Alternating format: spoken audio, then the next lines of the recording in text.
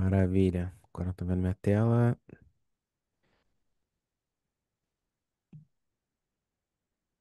Agora sim. Quinto café sem compromisso do ano, pessoal. Dessa vez só com especialistas em APS já. Beleza? Agora sim. Fala aí, cara. O que que tu fez aí? É que eu sempre gostei muito de automatizações e tudo mais, então aqui em casa eu tenho, por exemplo, o aplicativo da LG para controlar alguns eletrodomésticos, Alexa com outros, da Samsung e tudo mais, então era 25 aplicativos que eu tinha no celular. Caramba. Aí eu quis juntar tudo porque tudo se conecta com a Alexa, e aí encontrei esse app, acho que eu tinha até colocado lá no post, que chama Voice Monkey, ou Monkey Voice, ou alguma coisa assim, que você cria meio que um bridge com a Alexa. Então você cria meio que os endpoints, tudo protegido, com a API aqui e tudo mais.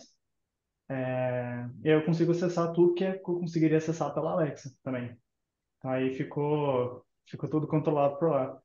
Aí, assim, ficou meio hard-coded, porque como foi customizado para minha casa, então lá no código eu tenho o ID de cada elemento da casa. Aí eu assignei, isso aqui é um tipo de mídia, então é esse controle e está conectado com esses endpoints. E aí ficou aquele resultado, ficou bem legal. Continuo usando aqui em casa. Eu deixo o tablet já na entrada, então quando eu chego já liga a luz, música e tudo mais, ficou bem legal. Pô, muito legal, cara. Tu tá usando a API da Alexa, então, precisa chegar a mexer nas funções, customizar as funções, ou só por essa interface aí tu já consegue? É porque assim, para você fazer uma coisa para a Amazon, você precisa criar um aplicativo, você precisa ter meio que conta com a Amazon, ser aprovado Eu e eu tudo cheguei mais. a Então, desistir uma vez, de tentar fazer uma skill da eu desisti Alexa que tava também a meio primeira chato. vez. Ah, tá. As skills dele é muita burocracia para você fazer acontecer. Aí esse Voice Monk, o que ele faz é tipo ele basicamente cria campainhas no seu Alexa. Então ele cria uma campainha e aí o botão da campainha é quando você chama o API. Então por isso que ele faz meio que um workaround aí para dar a volta. Então ele cria várias campainhas, cada campainha tem um endpoint, que quando eu chamo ela, ativa aquela função específica. Então para não mexer com uma skill da Alexa, que, como você falou, dá muito trabalho, eu estou usando esse grid, ele é grátis porque eu estou usando, eu acho que ele começa a ficar Ah, pago se legal. você quer customizar. Eu acho que se você quer criar endpoint com a sua URL e tudo mais, aí sim você tem que começar a pagar. Mas para uso assim, pequeno, igual foi a automação de uma casa, ele é 100% grátis. Aí Deixa eu você usa colocar a o teu skill aqui dele. pro pessoal ver também. Que a gente tá falando, pode ter gente. O Maicon deu uma ideia e botar a voz do Jarvis. E aí ia ficar maneiro mesmo. Agora acho que, eu não sei se você viu o segundo post também, eu tô começando a colocar tô usando aquele agente SDK da OpenAI e coloquei dentro desse viewer também. Atualmente eu estou usando só para gerar designs, então como é que ficaria se Ah, você eu vi o de colocasse seu zumbi, né? computador? Só que também dava assim, claro, foi algo meio brincando, mas dá para usar, tipo, como é que ficaria se eu colocasse se eu tirasse a TV daqui, se eu colocasse tal coisa, e aí ele gera também. Eu achei legal esse daqui também. Você mandou só a imagem, né? Só a imagem e usou a Isso. prompt. Ele tá respeitando direitinho, cara. Pelo que eu vi, tá respeitando sim os contornos, né? Com todos os Sim, objetos da sala. Ele tá respeitando de boa mesmo ou em alguns casos ainda tem uma alucinaçãozinha? se você tentar usar, tipo, se você abrir o chat GPT e perguntar direto para ele, aí ele vai alucinar muito, ele muda layout. Quando você usa direto na API, tem um parâmetro Hum. agora que eu esqueci como é que chama, tipo fidelidade, que aí você coloca entre 0 e 1. 0, ele tem liberdade para alterar o que ele quiser. 1, para ele tentar seguir o máximo possível a imagem real. Aí eu coloquei nesse todo configurado no 1, então ele vai seguir obrigatoriamente o máximo possível que ele conseguir da imagem original. Caramba, que Eu legal, achei meio cara. caro cada request. Cada request está custando mais ou menos 50 centavos de dólares para a OpenAI. Então, Hum. a OpenAI eu não sei se é o melhor custo-benefício, mas tem outras abertas também que daria para usar.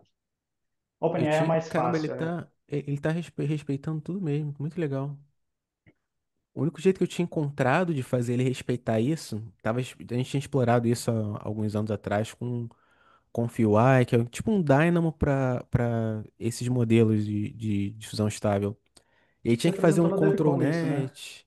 Acho que foi. Eu não fui para apresentar, mas eu participei desse projeto. Quem apresentou foram Ah, acho que eu lembro o disso. Michael e o Jaime. Eles apresentaram isso. E aí tinha que ter alguns filtros, né? Nesse caso, na apresentação, a gente tinha usado mapa normal e o Depth Map, mapa de profundidade. Mas agora, Hum. pô, melhor ainda, mais simples. Está fazendo só com a imagem original e está respeitando. Ele deve estar usando algum tipo de control net, então, para restringir, né? É, quando você for Muito legal. tentar, é porque agora esse foi lançado recentemente. Tinha Hum. aquele Dolly 2, o 3. Esses é igual você falava, era impossível fazer ele seguir, ele alucinava demais. Só que agora lançou, acho que chama GPT Image One, alguma coisa assim. Ah, Aí tá. essa nova é bem legal, você consegue. Aí eu não mostrei no vídeo, mas igual eu falei, se você quiser pegar isso e falar, ai, troca, por exemplo, o robô de limpeza com a mesa para ver como é que fica o layout. Ele troca e fica relativamente muito bem. Ele segue o máximo possível que está na imagem. Pô, bem legal, obrigado pela dica. Vou tentar esse aí. Até pra segunda parte do blog que a gente tá fazendo, a gente tava fazendo só com o FUI, só que fica bem mais complexo, né? Se for simplesmente uma prompt mesmo e ajustando esse valor, pô, deixa eu Eu anotar lembro que aqui. na DevCon vocês apresentaram, nossa, era muita coisa, eram muitos steps, Sim, intermediário, de meio que layer e tudo mais. sim, não era nada simples. Qual foi o modelo que você usou? Deixa eu pesquisar aqui. Deixa eu confirmar aqui, mas eu acho que chama GPT Image One. Já te passo aqui. Tá, vou pegar no chat depois, então. De sensor também, eu queria, um que eu tava muito interessado de usar era aquele de planta de umidade, que aí viajou, aconteceu Ah, qualquer da coisa, você chuva. já consegue manter ela viva, né? Eu não tenho habilidade nenhuma, minha esposa aqui consegue, mesmo assim algumas morrem às vezes, então, pô, com aquele sensor ali, não sei se você tem desse, se tem experiência com desse, mas parece ser bem legal. Acho que a Intelbras, ela tem alguns que é bom, porque aí você consegue fazer por isso, te conectar com a Alexa e aí no Alexa depois conectar com o Voice Monkey, por exemplo. Mas isso aí é bem legal. Nunca usei para planta. Eu sei que tem para tipo sensor de estourou um cano de água, por exemplo, você não está em casa, para disparar um alarme, alguma coisa do tipo. Para planta, eu não Isso é tinha bom pensado também. nessa ainda não. Legal. Sei que tem com Arduino, mas pronto, se tiver, melhor ainda, que tu nem precisa comprar nada, nem já só compra o sensor e ajusta. Alexa também vou fugir um pouquinho, que ultimamente tem experiência não tem sido legal. Pede pra tocar uma música e, pô, Engraçado, tá né? As errando AIs tudo ultimamente. estão acelerando tanto, mas parece que a Alexa ficou parada no tempo já, né? Exatamente, essa mesma impressão que eu tenho quando a gente usa. Aí eu mandei Ah, no valeu. chat essa, GPT Image One mesmo, chama. Aí, Sérgio, o price dela, para essas imagens que eu estava gerando, que eram, nem, acho que eram só HD, nem eram Full HD, tava dando mais ou menos isso, uns 80 centavos a $1 por cada imagem. Custo-benefício dela, o OpenAI tem que dar uma revisada. Ah, mas se todas elas forem boas, né? É porque, por exemplo, com aquela outra abordagem que a gente apresentou, você tinha um custo ou do processamento em nuvem, era bem menor que isso, ou então da tua máquina, se você Hum. gerasse local, mas tinha que tentar várias vezes para. Não era um para um. Se for um para um do resultado aceitável, acho que até é válido sim. É, acho que ali Cadê? embaixo estava, Image, GPT ou Image. Image Generation API, aí, GPT-1. Aqui. Nossa, é verdade. US$ 10 É, por 1 milhão de tokens é. e pra você ver o Esse aqui de texto output, é. já dá $40 porque normalmente cobra pelo input e output, né? Então, Nossa, é verdade.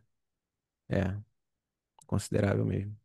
para fazer algo produção, aí realmente, eu tinha visto que tem outras que são melhores. Aqui foi como algo muito isolado, né? Foi tranquilo de aplicar. Pô, valeu, cara. Obrigado por compartilhar aí. Nada. Foi uma brincadeira aí que ficou legal no final das contas. Cara, não é brincadeira não. Achei bem interessante.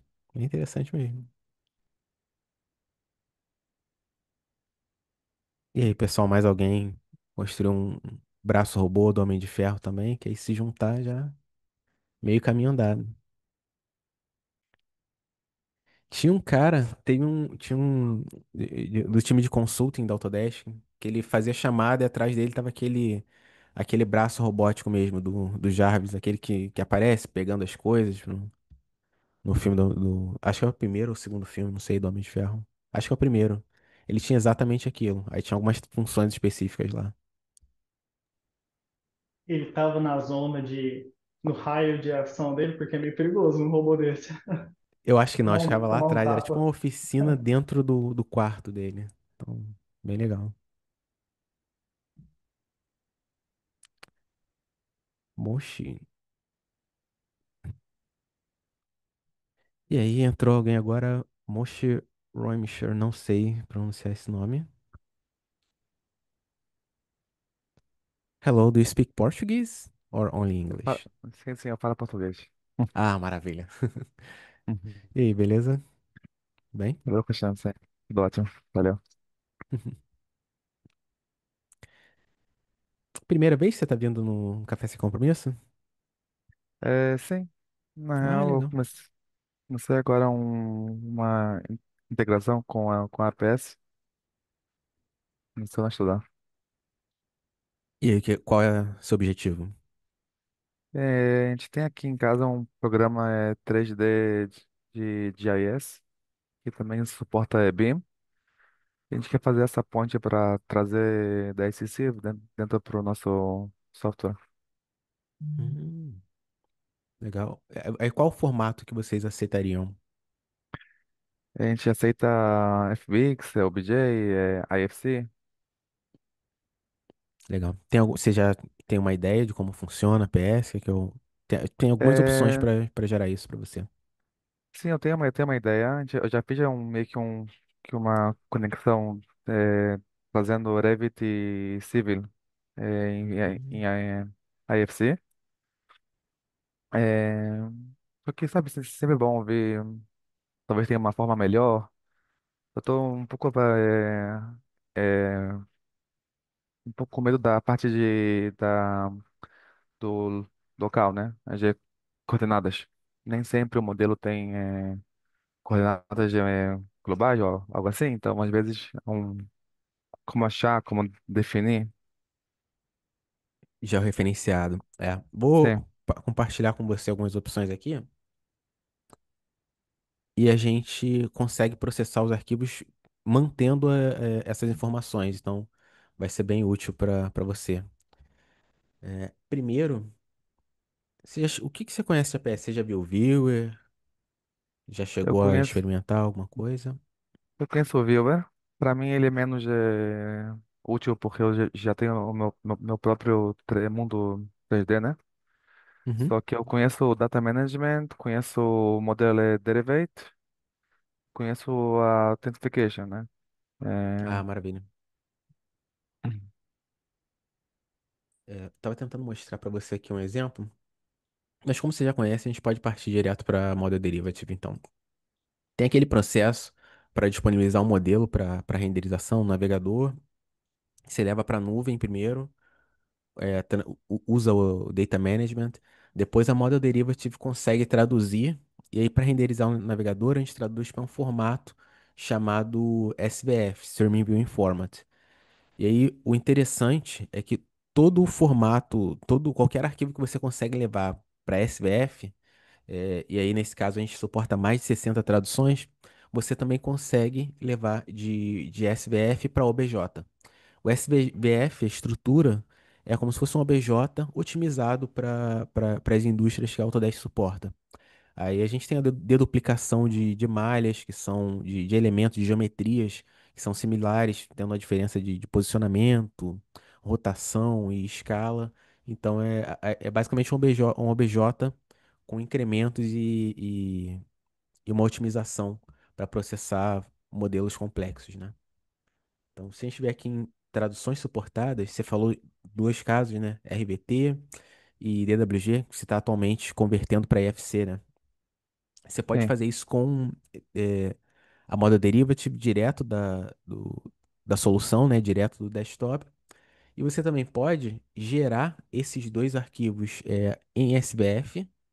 Aí, nesse caso, seria pegar o DWG primeiro.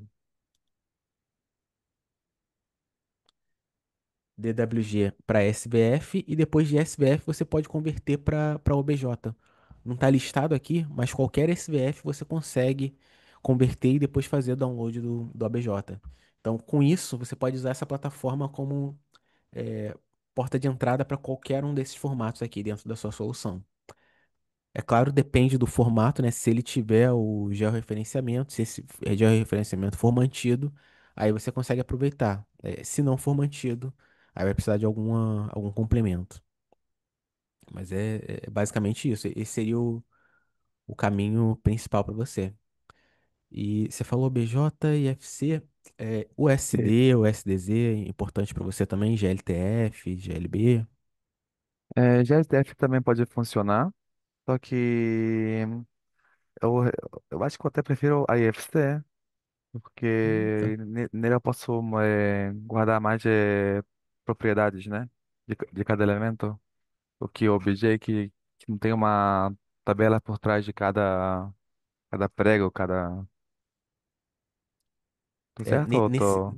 nesse caso aqui, o que você pode fazer com o OBJ é fazer a exportação, a gente traduz, quando você traduz para CBF, a gente gera também um banco de dados com todas as propriedades. Então você pode baixar esse banco de dados com as propriedades e vincular cada um dos elementos com as propriedades que forem pertinentes para você. Pode não estar Hum, diretamente disponível, mas você pode fazer esse vínculo depois da tradução. Isso é é uma outra interessante. opção. E aí funciona para qualquer outro formato. Tem um E projeto. Fala aí, fala aí. esse formato é SVF, da própria Autodesk, né? Ele é fechado. Sim, sim. Ele é da própria Autodesk. O foco desse formato é para renderizar no visualizador, no viewer. E aí, com esses SVF renderizado no viewer, ele mantém a geometria, textura e as propriedades de cada um dos elementos. E é permitido ou sequer possível eu criar poder, poder, é, eu moro fora do Brasil, então às vezes eu perco meu português. Sem problema. Sem problema, Eu que isso. posso, fazer o upload do SVF para o meu próprio programa? Ou isso não tem como? Você quer trabalhar com ele de maneira offline? Offline, né? É, a gente não tem um guia para fazer isso, para fazer o download desse SBF. Nesse caso, o mais simples e mais aconselhado é você usar um projeto como esse aqui, por exemplo, e converter de SBF para GLTF ou GLB, que é com compressão, ou SDZ. E aí você trabalha com ele nativo, local. Porque o SBF, vamos supor que você conseguiu levar para o seu programa. Você fez o download do SBF completo. Como é que você vai interpretar? Como é que você vai montar toda essa cena tridimensional no teu programa lendo esse SBF? Ainda que seja parecido com o OBJ, entendeu? O viewer, a biblioteca do visualizador que a gente tem no navegador, ela é própria para você só apontar para o SBF e essa leitura é feita, essa interpretação é toda feita. Então, teria um retrabalho muito grande.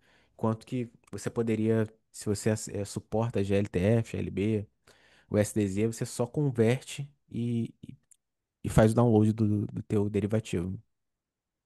Uhum. E a conversão de DWG ou Revit para SVF é uma complexa conversion ou é uma simples?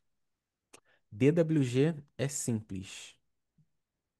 RBT é complexa. Cadê?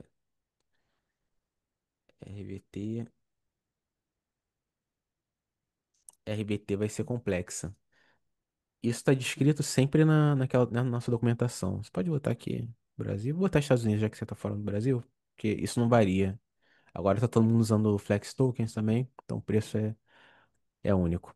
Trabalho complexo é sempre quando o input for Revit, IFC ou Navisworks. Sempre Hum, o input é sempre calculado pelo. O que define isso é o formato de entrada. E o trabalho simples é qualquer outro formato, nesse caso o DWG. Mas pelo que eu entendi, quando o modelo já está na ACC, ele já tem o formato SVF pronto, não é? Sim, já tem formato SVF pronto. Então eu poderia usar esse formato que já está pronto na nuvem e nele trazer para GLB ou OBJ, e aí não Sim. seria complexo, tá certo? Se você trazer para OBJ usando a Model Derivative, aí vai ser um simples, porque você está usando uma conversão de SVF para OBJ. Agora, Hum, se você trouxer para GLB, isso não é suportado pela Model Derivative. O que faz essa conversão para GLB é uma ferramenta, é um algoritmo feito desenvolvido pelo nosso advocate, Peter Bros. Esse hum, SVF Tools. E aí ele faz essa conversão aqui. É experimental, mas tem muita gente usando até em produção. Então tem uma confiança bem boa. Tem membros da comunidade que contribuíram para esse Ripple. Ele basicamente vai fazer essa conversão para você. E aí você pode definir elementos específicos para gerar o teu GLTF. Fica a seu critério.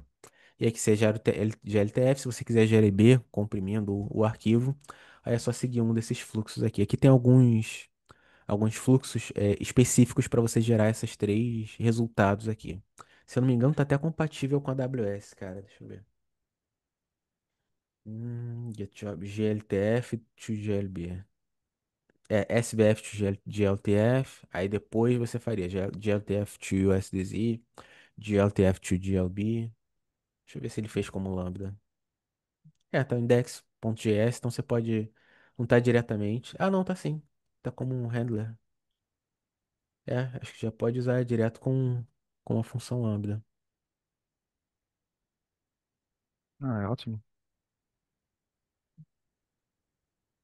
Deixa eu ver, Então, download o que eu LTS. mais entendo desse é, repositório é que o SVF até o 1 e o 2, né? Eles são meio que abertos. Posso criar a minha própria conversão para, sei lá, para DAI ou sei lá. Só teria. Você só precisaria fazer esse projeto, né? E a gente não tem uma garantia de que a gente não vai mudar a estrutura de alguma conversão específica de SVF, dependendo do que você construiu. Então, é melhor confiar nessa solução aqui para ir primeiro para um GLTF. E aí Entendi. depois você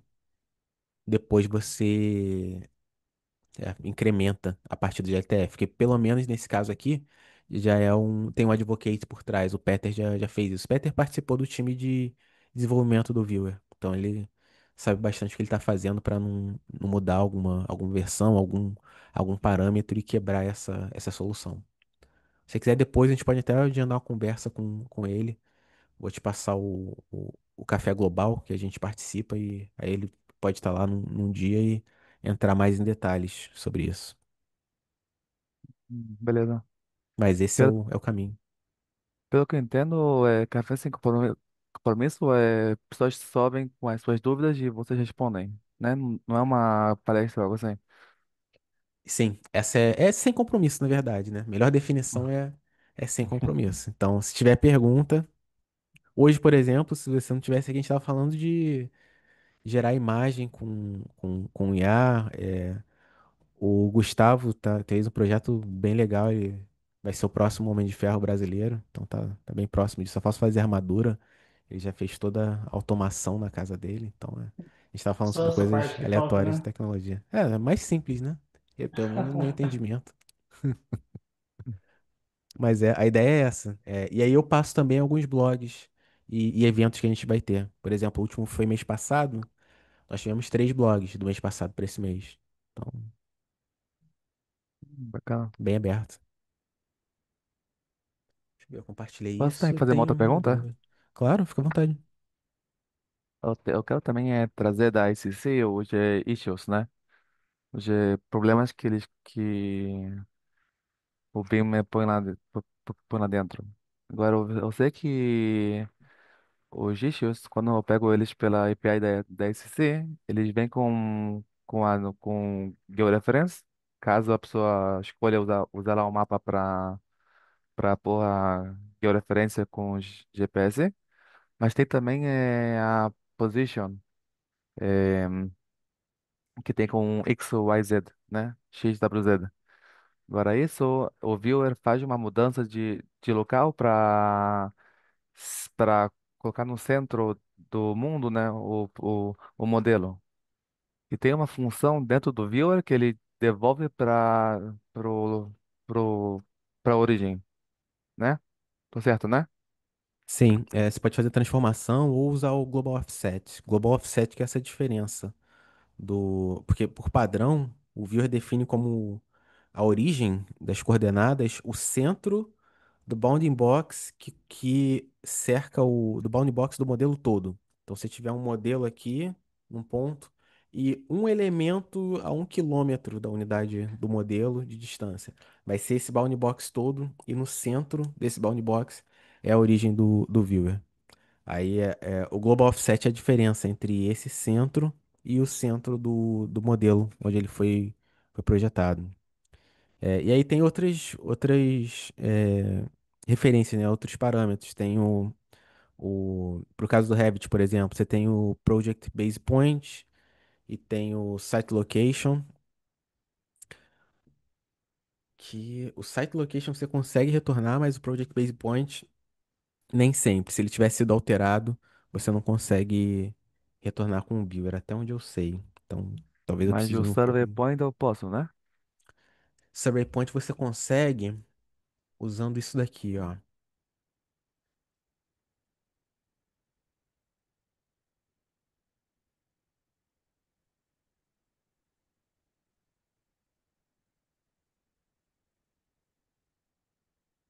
Tem um JSON que é gerado quando você traduz um arquivo RVT usando a Model Derivative.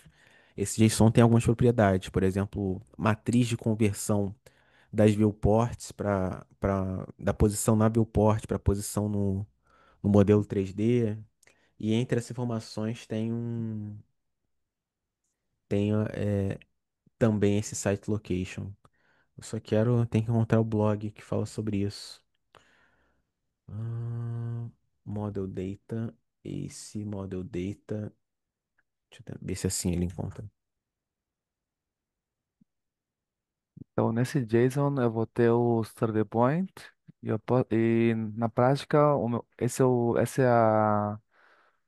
o local do meu modelo, do Sim. meu issue. Não, Não, do meu modelo, então tem que eu não, vou não, ter que desculpa, esse é o ainda local definido pelo usuário no site location. Deixa eu só e com, procurar aqui o ok. Model Derivative API. Eu acho que foi como Model Derivative. Ou aqui.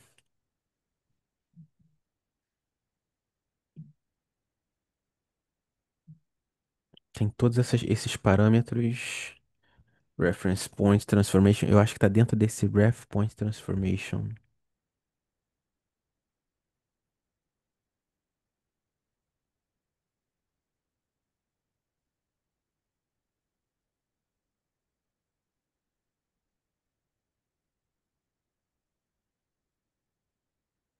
Hum,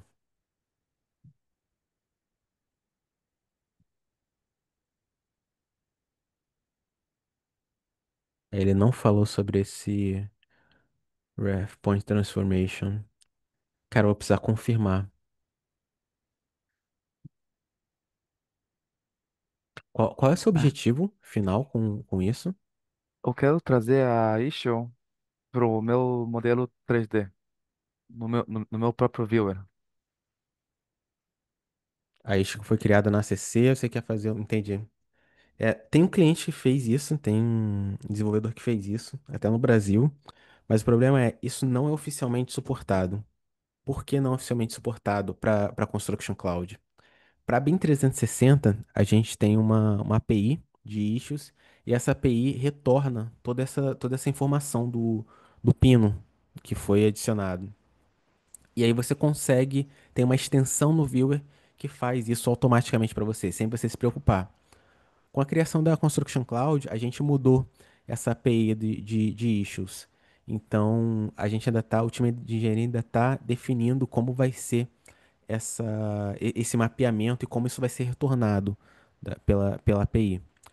Tem até um esforço para fazer, usar o mesmo serviço, a mesma tecnologia, o mesmo algoritmo para localizar essa issue para o spin e também usar a funcionalidade de markups. Ter tudo isso com a mesma referência. Então, resumindo em poucas palavras, isso ainda não está oficialmente suportado dentro da Construction Cloud, só para a API de BIM 360. E isso está descrito, se a gente vier aqui, ó, Autodesk Construction Cloud, na page issues,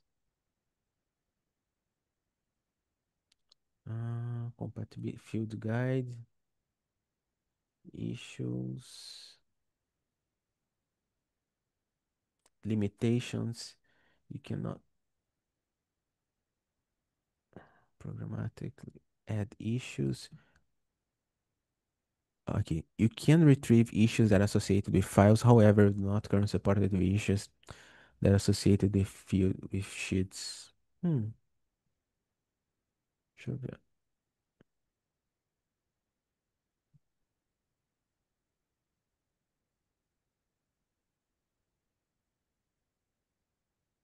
Cara, eu vou precisar confirmar isso também. Tá dizendo que não é oficialmente suportado para criar issues do tipo Pushpin. Talvez para leitura seja possível. Você faz parte do Autodesk Developer Network? Eu acho que não. Se você não faz parte do Autodesk Developer Network, eu vou pedir para detalhar isso e perguntar isso no Stack Overflow. Se você fizer parte, você consegue criar um ticket de suporte e aí a gente recebe aqui, responde e pode até fazer uma chamada para investigar melhor. E provavelmente isso daqui viraria um ótimo blog, porque é recorrente. Se você não for membro do Autodesk Developer Network, cria uma pergunta no Stack Overflow, porque a gente tem uma automação que roda uma vez por dia, vê as perguntas do Stack Overflow e manda para nossa fila de suporte.